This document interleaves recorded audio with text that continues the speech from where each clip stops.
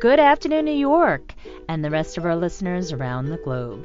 My name is June Stoyer, and I'm the host of the Organic View radio show.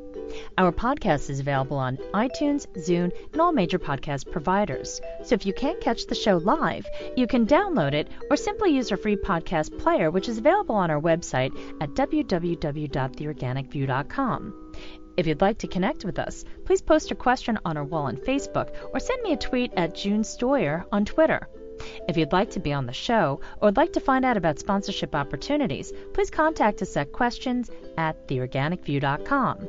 Today's show is sponsored by Austria's finest naturally authentic pumpkin seeds and pumpkin seed oil from the Steiermark, available at organicuniverse.com. Listeners of the Organic View can receive $1 off their purchase by using the coupon code ORGVIEW. That's ORGVIEW. Also, don't forget to check out our contest section on our website to submit your information for our free monthly giveaways. For more information, please visit our website at www.theorganicview.com/contests. On today's show, we have several new papers that we're going to be talking about in regards to the impact of neonicotinoids, as well as a post about the residuals of pesticides used in an apple orchard. So first, I'd like to welcome to the show my special co-host, Tom Theobald. Good afternoon, Tom. Good afternoon, June. We had our first frost this morning. And how are things in Colorado as far as your bees? It's always uncertain as we go into the winter, particularly over the past few years where the winter losses have been so high. The bees are going into the winter in the best condition we can get them in, but it's a big question mark what will happen over the next 3 or 4 months. All we can do is hope for the best, but the losses are inevitable. Hopefully, you'll have bees left by the time spring arrives. I hope. The first paper that I'd like to address was published on October 5th, and it's titled Neonicotinoid Residues in Wildflowers, a Potential Route of Chronic Exposure for Bees. This is critical research because it shows that where the bees forage are even more toxic than the crops the neonicotinoids were applied to. This is horrific to say the least. Well, it might be understandable, June.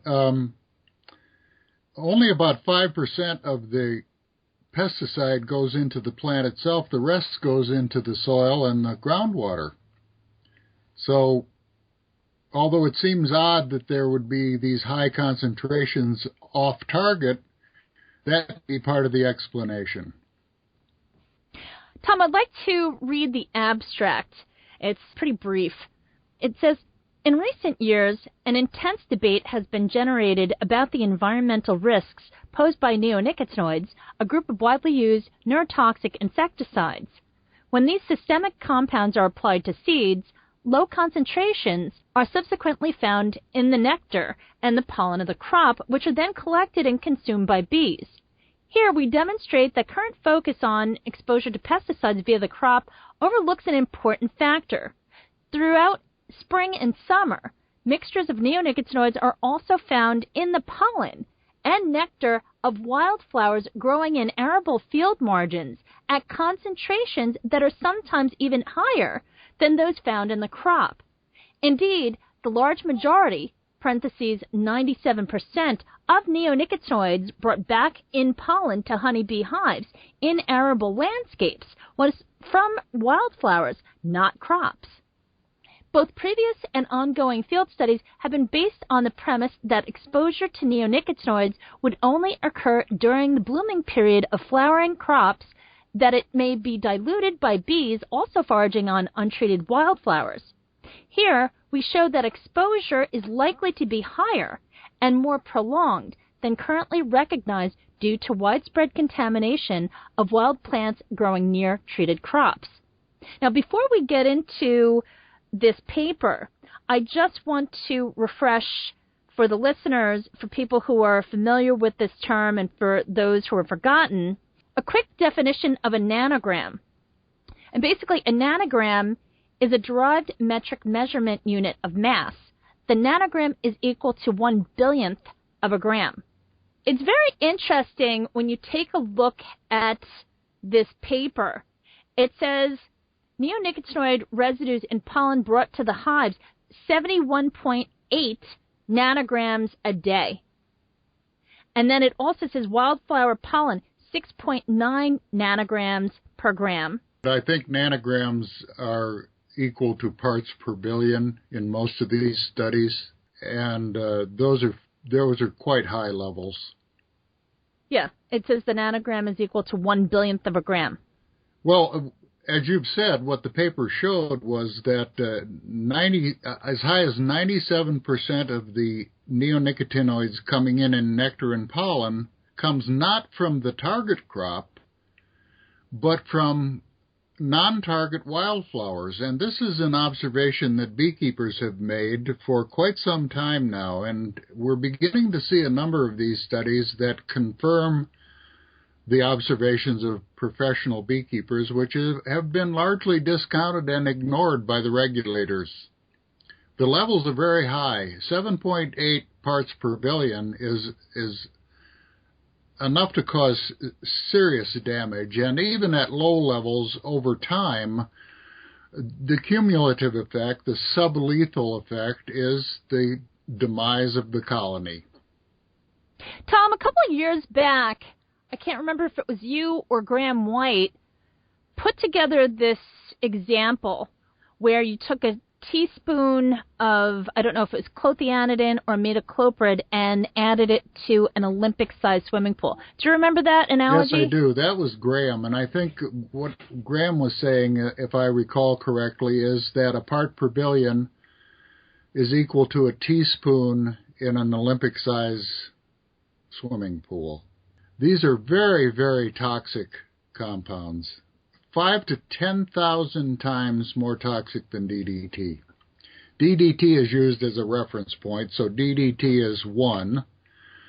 The neonicotinoids are 5 to 10,000 times more toxic than DDT, and they're persistent in the soil. They last for years. They accumulate with successive uses. It's a very, very bad situation that never should have been allowed to develop.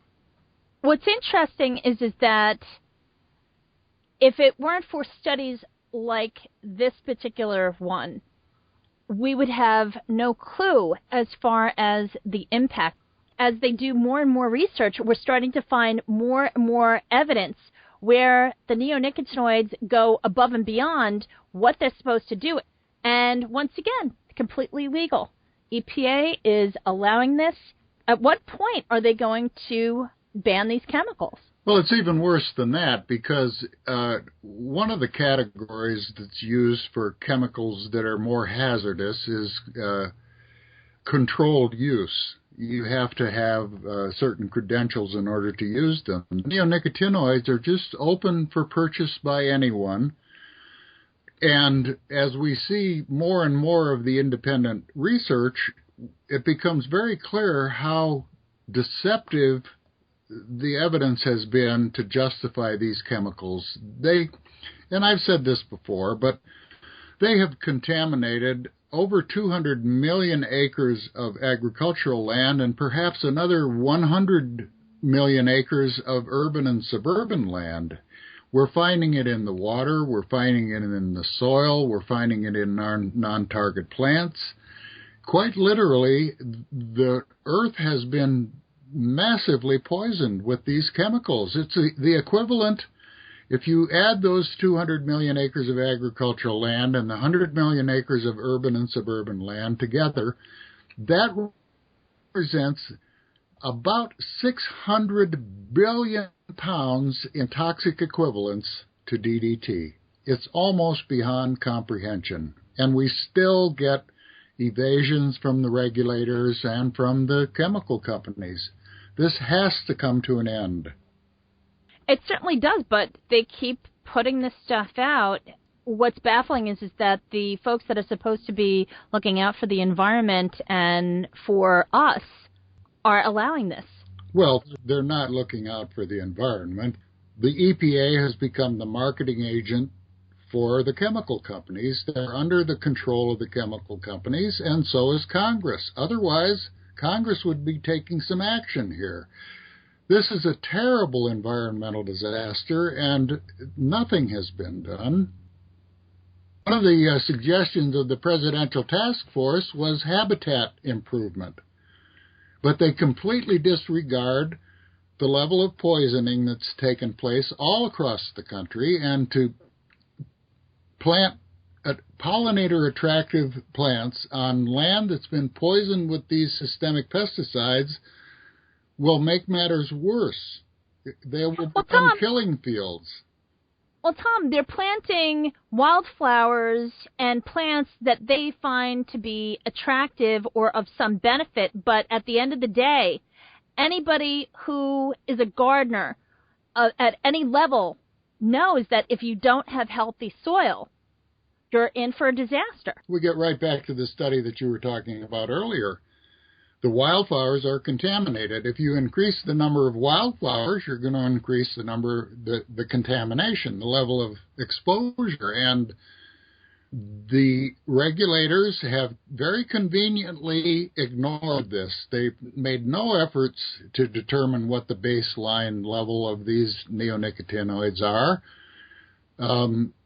It sounds good to increase the habitat, but it may not be to the benefit of the pollinators. It may be to their detriment. This is, at best, this is extreme incompetence on the part of these people, and there seems to be nobody in the driver's seat. It's very, very frustrating.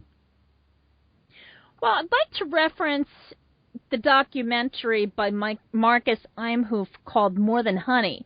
Marcus was on the show a couple of years back, and in the film More Than Honey, he did a brilliant job of documenting a section of China in which the environment is so toxic they have to hand pollinate.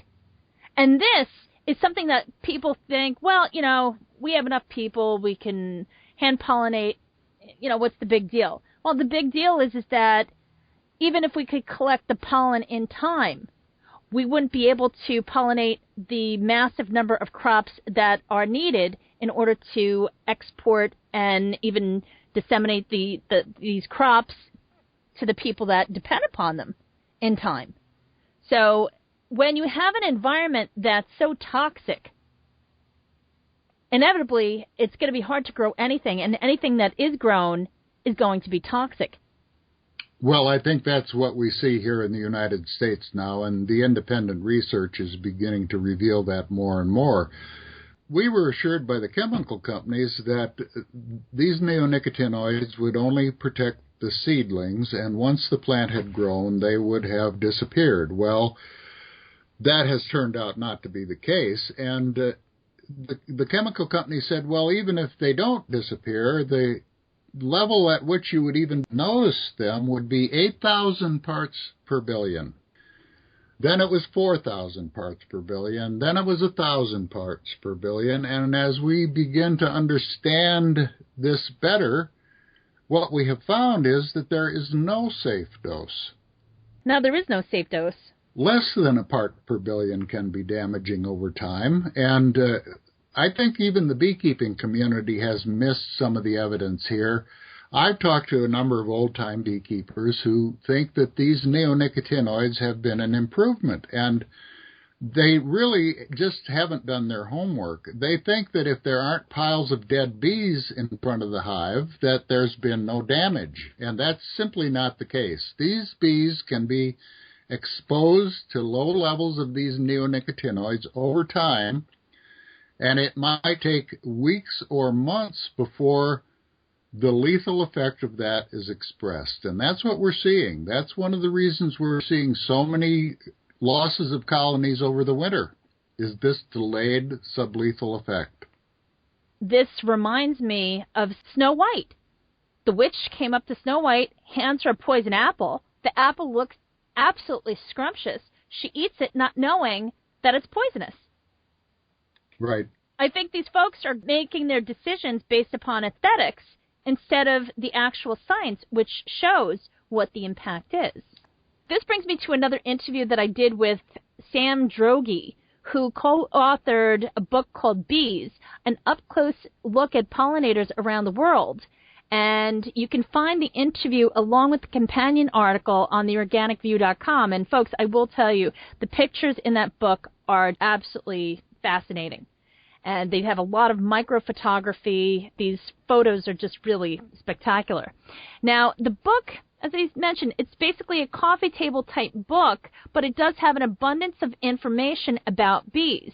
Many of the bees in the wild will never be studied, basically because they've yet to name them, as well as conduct research on their impact. So, be that as it may, it begs the question, how many species have been impacted by neonicotinoids but will die off without being acknowledged?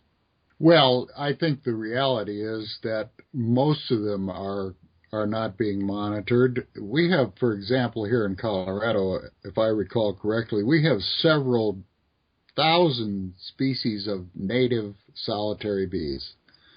And most of those go unnoticed, so we have no idea what's happening to their populations. But I got a call the other morning from a longtime beekeeper in Washington, in the Yakima area, and he was commenting that he doesn't see any insects anymore. And this is one of the effects of the widespread use of these systemic pesticides.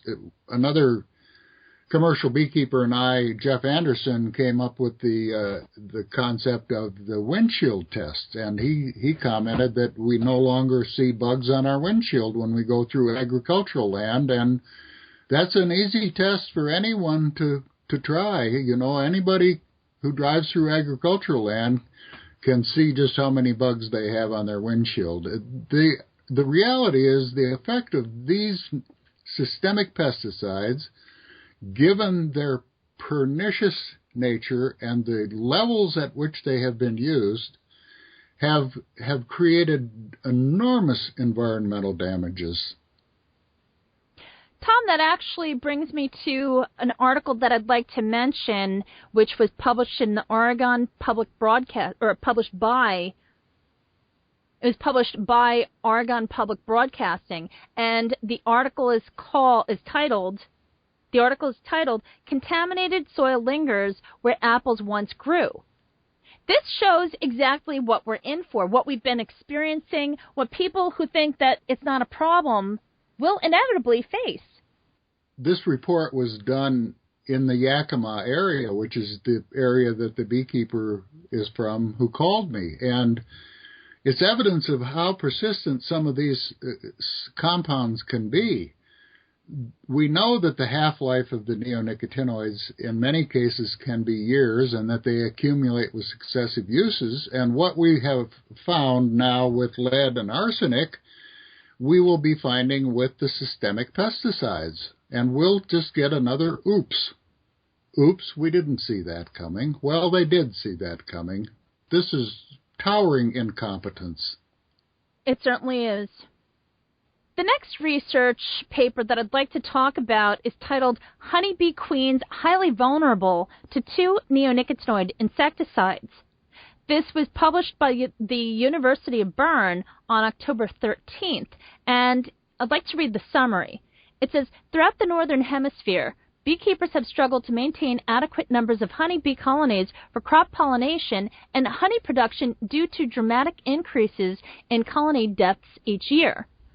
Recent surveys of beekeepers suggest that poor queen health is an important reason for these losses, but why queen health is now being affected is not understood. Beekeepers have made this observation for some time now, and we work with colonies every day, and we monitor their progress. We're aware when a queen fails. We have to be. That's part of the husbandry. Tom, can you explain to our listeners who are not familiar with beekeeping husbandry why the queen is so important and why it's important for a beekeeper to pay attention to the health of the queen? The queen is really the heart of the colony, and if you look at the dynamics of a colony over time, they will decline in population over the course of the winter, and in March or thereabouts, depending on what part of the country you're in, they will begin to increase their population again. They will end the winter with perhaps 10,000 bees, but they will peak at the beginning of summer at 50 to 60,000. Now, that depends directly upon the ability of the queen to lay up to 2,500 eggs a day. And even once they get to 50 or 60,000, she has to continue laying at that pace to maintain that population, because the bees are naturally dying off. The problem is, if you lose the queen, what you've lost is perhaps a month out of the season, because you have to replace that queen. She has to begin laying again, and you now have a break in the brood cycle where the population has decreased, and that has cut into your crop and perhaps eliminated your honey crop altogether. And in the worst cases, if you have repeated queen failures, you will have a failure of the colony, and we're seeing that as well. The queen is the heart of a colony of bees. I just want to mention the fact that honeybees, this is something that's in the paper. It says, honeybees, like all insect pollinators, provide crucial ecosystem and economic services. Annually in Europe and North America, millions of honeybee colonies produce honey and contribute to the pollination of a range of agricultural crops, from carrots to almonds to oilseed rape, that is valued at billions of euros. So once again, it begs the question, why isn't more being done to protect honeybees, especially since they are a key component to the success of the crop? At what point does it need to get before the people that are in charge of protecting the environment will actually do their job? This is not something that's being brought up in any of the presidential candidates' debates here in the United States. And it just makes you wonder, why not? This is a critical part of food security. This is part of national security. Isn't it? Of course it is. I've always used the analogy of the oil in the engine, and I've had conversations with my farmer friends about their pickup. I'd say, you have a $50,000 pickup and you have about $20 worth of oil in it. But without the oil, it isn't of much value. And honeybees and many of the other native bees are the oil in the engine of agriculture, and we're jeopardizing that. There's more and more evidence that these neonicotinoids are not even effective at what they're supposed to do, which is to protect the crop and increase the yield. The farmers have been sold a bill of goods, even with corn, where it's most extensively used. I believe the recent survey showed that only 10% of the time does it improve the prospects of the corn. The rest of the time, it's just very expensive crop insurance, and it comes at an enormous environmental cost. Well, the bottom line is it's a product that generates very high margins for the pesticide manufacturers, and that's basically the name of the game. That's how it has been, and that's how it will be until people start to realize what the actual impact is, and that is basically our existence. Well, one of the corporate techniques is to externalize their costs. And what they've done is they've externalized the environmental costs. These are billion-dollar products, but if we had a reasonable accounting of what the environmental damage has been, and the companies were required to compensate for that, I don't believe these products would be profitable at all. Certainly not. We're enduring huge environmental damages. We're finding it in the soil. We're finding it in the water. Next, we're going to find health problems resulting from it. And well, they already have found some health problems, but it's just not as profound as the impact on honeybees as well as bumblebees and other species. But I'm sure that that's going to be something that more and more scientists will focus on. Once a species is gone, it's gone forever. There's no recovery from that. And we're putting hundreds, if not thousands, of species at risk. Well, Tom, all I could say is we need to keep exploring the impact of neonicotinoids and educating people as far as why these chemicals need to be banned. As you pointed out, they are more toxic than DDT, and they don't even serve the purpose that they were created for. No, it's marketing, not agronomy. Exactly. Tom, thanks so much for joining me today. Thank you, June. And folks, please check out the companion article, which will be posted on theorganicview.com. And tune in next week as Tom and I continue discussing the impact of neonicotinoids on the environment. This has been June Stoyer with the Organic View Radio Show. Have a great afternoon, everyone.